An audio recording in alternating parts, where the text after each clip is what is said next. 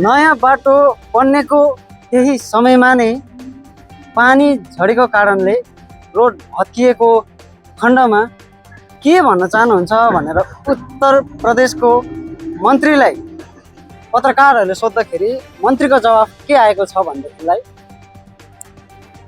यो कुन चाहिँ ठुलो नयाँ कुरा हो। त्यस्तो हो भने आफै नै रोड बनाउनु। कौन सी नई बात आप कह रहे हो? आप अपने आप सड़क बना लो।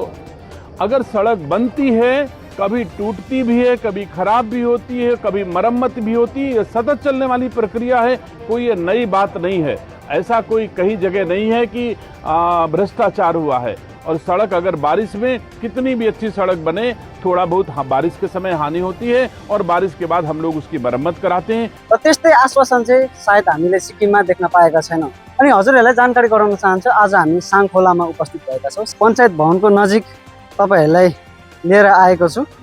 यहाँ हजुरहरूले देख्न सक्नुहुनेछ, केही दिन अघिको यो घटना त भन्नु मिल्दैन होला, यो रोड दबिएको हजुरहरूले धेरै सामाजिक सञ्जालमा देख्नुभयो होला। र यसको दिनौँ माटो फिलिङ गर्ने काम यहाँ भइरहेको छ। र म भन्न चाहन्छु, यदि जनताले आफै रोड बनाउनु पर्यो भने कस्तो दुविधा, कस्तो स्थिति होला त। जस्ट लाइक उत्तर प्रदेशको मन्त्रीले भनेको जस्तै आफै बनाउनु भनेर, कुनै नयाँ कुरै होइन भन्ने।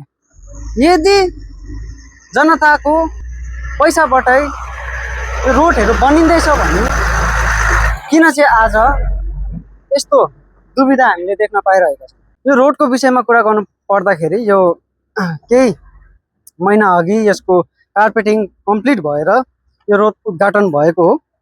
र केही दिन अघिको भीषण बारिस भनौँ, अविरल बारिस रेगुलर परेको कारणले गर्दाखेरि यो रोड धस्न पुगेको छ।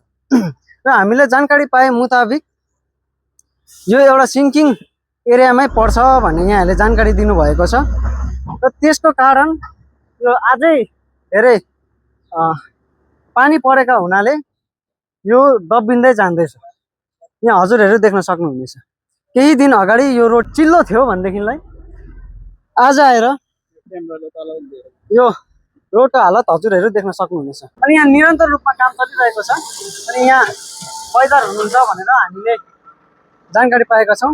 यो तपाईँले अहिले यो रोडको काम हेर्नुहुँदैछ, यहाँ चाहिँ तपाईँले यो माटो फिलिङ गरेको चाहिँ कहिलेदेखि? अब 3 दिन भइसक्यो। 3 दिनमा कति 9 तारिक होइन, अब 10 11 3 दिन भइसक्यो। तर अब फिलिङ गरे पनि दबेर जान्छ।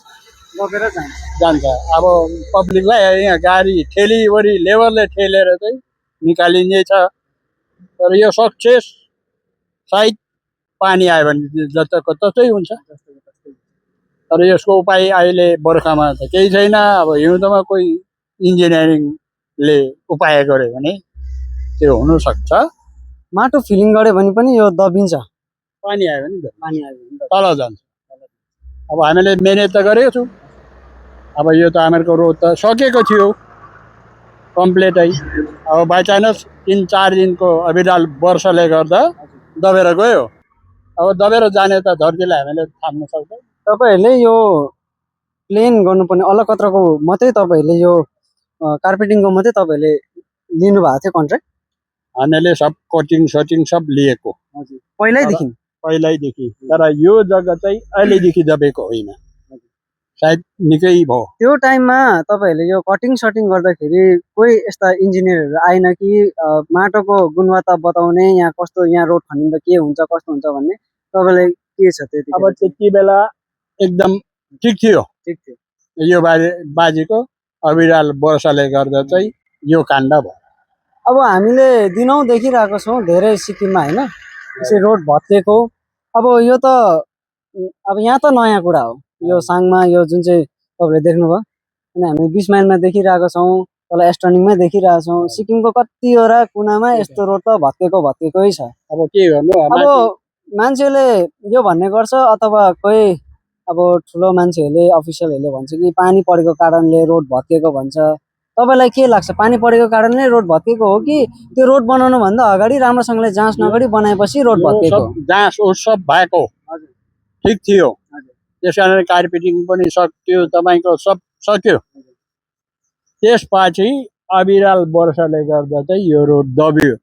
अब माथिबाट आएको बर्खा त कसैले रोक्न सक्दैन। यो काण्ड भयो। अब पब्लिकलाई त हामीहरूले पार त गर्नु पर्यो। अनि यहाँ त धेरै दुःख पाएको देखिन्छ पब्लिकहरूले, टायर बिचरा स्लिप भइरहेको छ त्यहाँ गाडीको। अनि त्यसको चाहिँ अब नोक्सान हुन्छ कतिको के हुन्छ त्यसको चाहिँ कसले यहाँ भरपाई गर्ने कोही छ? अब यसमा भरपाई त हामीहरूले भर्नु सकिँदैन होला सायद। आफ्ना हिसाब किताबले हिँड्नु पर्यो है, बुझेर हिँड्नु पर्यो। अब यही हो। अझै पनि तपाईँको रेनी सिजन 2 महिना होला। 2 महिनाभित्रमा हेरी बुझी गर्नु पर्यो। त्यति बेला अब यसो मान्छेले सोचेर हिँड्नु पर्यो। अब जबरजस्ती चाहिँ हिँड्नु पाएन।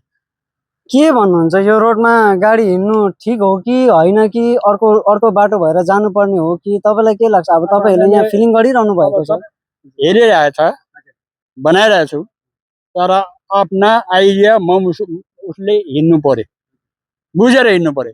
होइन गर्दैछु। त्यहाँ अलिकति देखाइदिनुहोस्, त्यहाँ गाडी ठेली उहाँहरूले गरिरहनु भएको छ। अनि तपाईँलाई जानकारी गराउनु पर्दाखेरि तपाईँहरूले देख्न सक्नुहुनेछ उहाँहरूको जुन चाहिँ मुनि प्लेट ठोकिएको हामी देख्न सक्छौँ। अलिकति तपाईँ पनि सँगै हिँड्नु। अनि यहाँ तपाईँहरूले देख्न सक्नुहुन्छ उहाँहरूले चाहिँ यसरी रोड यो बनाउने काम उहाँहरूले गरिरहनु भएको छ। र अहिले भने हामी त्यही रोडमा उपस्थित भएका छौँ र तपाईँहरू देख्न सक्नुहुनेछ कालो अलकत्राले पेलेको रोड हो यो।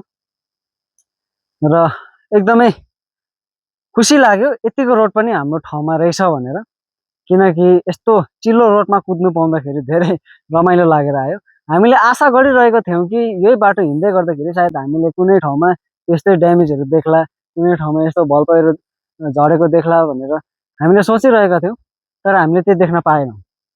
र हामी यो भन्न चाहन्छौँ कि राम्रो कुरालाई हामीले राम्रो नै भन्नुपर्छ। अनि जुन चाहिँ यो रोडको कार्पेटिङ भएको छ, केही महिना अगाडि यसको कार्पेटिङ भएर यो ओपन भएको हो यो रोड। अनि अल्टरनेटिभ हाइवे भनेर हामी भन्न सक्छौँ। अनि यो रोड एकदमै राम्रो हामी यहाँ देख्न पाइरहेका छौँ र तपाईँहरू ट्राभल गर्न सक्नुहुनेछ यो रोड। र अलिकति तपाईँहरूले दुःख पाउने ठाउँ भनेको चाहिँ त्यही तल तपाईँहरूले केही समय पर्खिनु पर्ने हुन्छ, जहाँ चाहिँ म्यासिभ ड्यामेज त्यो रोडको तल भइरहेको छ। अनि त्यसमा पनि काम उहाँहरूले कन्टिन्यू काम त भइरहेको छ, तर कहिले त्यो काम सक्छ, कहिले फेरि कार्पेटिङ हुने भनेर हामी तपाईँलाई जानकारी त दिन सकेका छैनौँ, किनकि हामीले जानकारी पाएका छैनौँ।